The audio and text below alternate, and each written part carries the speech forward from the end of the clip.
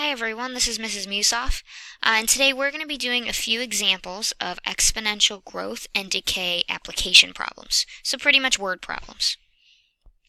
Alright, so we have a general formula that we use for exponential growth and decay. It's a little different than maybe one that you've seen before. Before, like last year, you would have maybe seen this formula. Y equals A times 1 plus or minus the rate to the t for time. And this formula does work with exponential growth. However, we have another formula that we use for more specific examples, specifically with exponential law. Right? If you ever see a problem, mention that it follows exponential law, and then of uninhibited growth or exponential decay. And the formula that we're going to use is relatively similar to this one, but instead of using a base of some number, we use a base e, and then that rate is incorporated into the constant k. Alright, so this right here is the formula that we'll use for the most part when we're dealing with exponential growth or decay problems. Now the variables are still pretty much representing the same thing. This a value that it's equal to, that's your final amount. So the amount after time t of whatever people, bacteria, year, well not years, that's time, but you get the gist, right? A final amount. This a sub 0, so that is our initial amount, right? That's always where our initial value goes. Okay, k represents a constant value that kind of defines that specific problem. So each problem will have a different constant that it uses for k, and then t will be time. Alright, and notice how it says when k is greater than 0, that's growth. When k is less than 0, that's decay. So we have kind of two types of graphs that you could see. When k is greater than 0, you're going to see something where it has an initial value, a sub 0, and then it starts increasing exponentially. Alright, versus where if we have exponential growth, k is less than 0, we have an initial value, and it's going to start decreasing exponentially. Right, so kind of should be a little familiar, just the formula that we use is a little different. Alright, and then specifically with the growth of cells, notice how it's the exact same formula, we just use different variables, like n is meant to represent the number of bacteria or the number of cells. But otherwise it's really the same formula. The main thing to pay attention to is, again, if k is greater than 0, in this specific example, we would refer to it as the growth rate.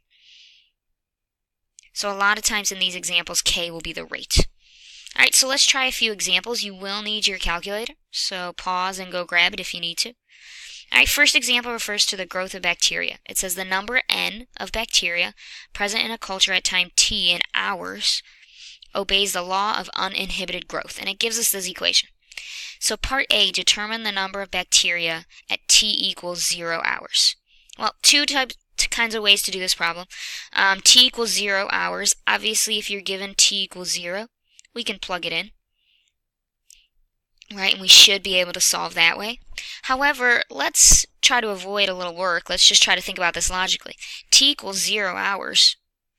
That's your initial time. Right, when no time has passed, that's your initial time. So it should be the initial value of bacteria, and we should know that this number here, the number in front of E, is the initial. So I know that the number of bacteria at time 0 is going to be 1,000 bacteria. Alright, again, if you plugged in 0 for t, you get the same answer. Part B, what is the growth rate of the bacteria? So when we're dealing with uninhibited growth, that's growth rate is going to be our k value. So the number that's up there in the exponent with t. So in this case, that would be 0.01. So our growth rate would be 1%. Circle this one too. Awesome. Graph the function using a calculator. Now, this part can be a little tricky only because of the window. We have to make sure we really understand kind of what these numbers are doing. Alright, so I'm going to throw in my calculator here. I already have it in my y equals. But what's really going to matter is the window. Okay, remember, x's, that's time. So I can start at time 0, and it's in hours. I don't really know exactly how many hours we're dealing with, so I'm just going to say 20, and then I'll see how the graph looks if I need to change that number. What really matters are our y values. All right, we're dealing with a number of bacteria, and we know that it starts at 1,000.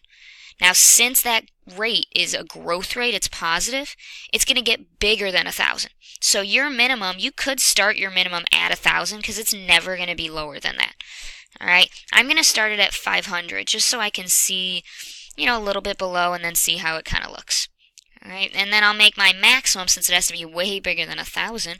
All right, let's try 2,000 and we'll see how that graph looks. Okay, a lot of that window, I kind of use a guess and check method to see how it's going to look. Alright, so the fact that this looks kind of like a line still tells me that I'm going to go a little bit further down in the x values. So for my window, instead of 0 to 20, let's try 0 to, I don't know, how about 100? I like to jump big so that I don't have to do this a million times. Alright, and now I can sort of start to see that growth. In fact, if I make my y value, my y maximum, even bigger, like maybe, I don't know, 5,000, I could see it really start to make that curve like an exponential graph should look. Well, maybe I have to go a little bit further, but you get the gist of it. Alright, so in my graph, I'm going to go ahead and sketch this out over here.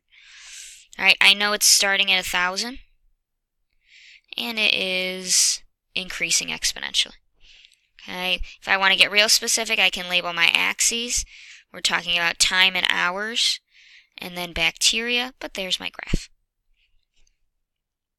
Alright, what is the population after 4 hours? So after 4 hours, that's giving us t equals 4.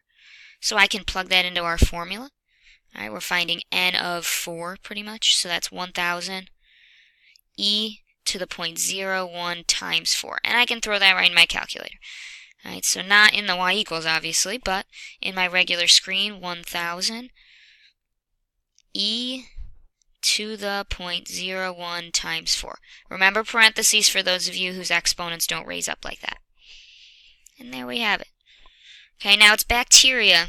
I struggled over this one, but I don't think you can really have a partial bacteria. So I'm going to go with whole numbers for this, kind of like I would for population. So I'm going to say 1,041 bacteria. You guys may know better than me, so if you think that you can have a partial bacteria, let me know in class and we will change that. Alright, part E, this is where it gets kind of trickier.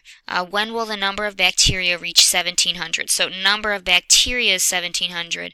That means now N of T is 1,700. So I'm going to plug 1,700 in for N of T equals 1,000 e to the 0.01, and we're back to using t because when means I want to solve for t. Alright, now to solve this, we are eventually going to have to use a logarithm, but not yet because I want to get my base alone before I do that. So I'm going to divide by 1,000. Okay, 1,700 divided by 1,000, that should be 1.7. And now I can use my log, right? And specifically, I'm going to use a natural log because I know that I'll cancel out my e. So I have the natural log of 1.7 equals 0.01t. Divide. Right, if I wanted to leave it exact, that would be it, but obviously I don't because it's a word problem and we never want exact answers there. We want rounded answers. So if I type this in my calculator, I should get 53.063 hours. And decimals are good for hours because you can have partial of an hour. Alright. Alright, last one, letter F, or at least for this problem. When will the number of bacteria double? Well, we know that the initial A sub 0 was 1,000. So if I want it to double, that means I want, I'm sorry, not A sub 0, we should call it N sub 0 since that's our variable. N sub 0 is 1,000.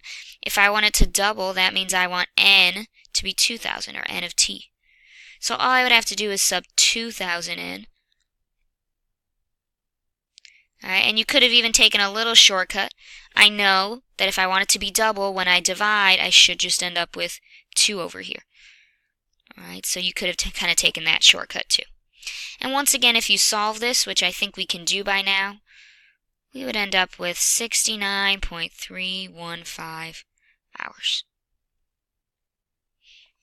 Alright, so that's kind of how the word problems are going to work in this section. This next one is a little particularly tricky, so I'm going to run through it. It says the population of a Midwestern city follows the exponential law. So the fact that it follows exponential law tells you that we're going to be using this formula here, that initial one that was given to you at the beginning. That's the exponential law formula. If the population decreased from 900,000, that means it started at 900,000. Right? Because that's the initial. It started there and then decreased. So I know my initial is 900,000. It decreased to 800,000 from 2003 to 2005. So they're giving me a time here. They're saying over 2 years, my new population, my final population, turned into 800,000. So what they've given you is a point here. Now, it is asking what will the population be in 2007. So that means I do eventually want to know, well, not 2 years later, but 4 years later, right, from 2003 to 2007, what will the population be? The problem is I can't figure this out until I know K. So that's where this information is so important. This part right here is given to solve for K. Given to solve for K. So we're going to solve for K first, and then I can find my T equals 4. Alright, so to solve for K, I'm going to plug these values in. 800,000 equals my initial, 900,000, times E. I don't know K, but I know time is T. And once again, you would solve this the same way we did up above, right? Divide by 900,000. I'm going to leave it exact until the end, and then I'll throw it in my calculator. Take the natural log, whoops, that should say natural log, of both sides, and then divide by 2. And so I got, well, let's type it in. Natural log of 8/9 divided by 2. Okay, now that's a messy decimal. And remember, we've talked about this before. If you have some unfortunate decimals that you know you're going to have to use later in the problem, let's store it. So I'm going to store it as x, and that way I can just use x when I start to do it, the rest of the problem. So K is approximately 0.0589, negative 0.0589, decreasing, so negative. But I'm calling this x. So now when it says, all right, what will the population be in 2007? I don't know the final population. The initial is still 900,000. And now I have a K value, right? Negative 0.0589, or x. And I know T is 4. So to solve for this, I just have to throw it in my calculator. All right, so let's throw it in. We got 900,000 e to the 4 times my x value, right? Because that's what I stored it as.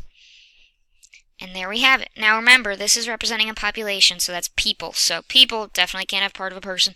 So we are going to round this to the down. Sorry, we're going to round this down to the nearest whole person. So this would be 711,111 people. So A is going to be 711,111 people. Alright, that's it for this video. Now, I'm going to do another video with the back page to give you a few more examples, but if you feel like you understand how to approach these problems, feel free to try some of the homework. If you get stuck on any of them, then feel free to take a look at the next video, which will cover the back side, just a few more examples. Alright, thanks for watching. See ya!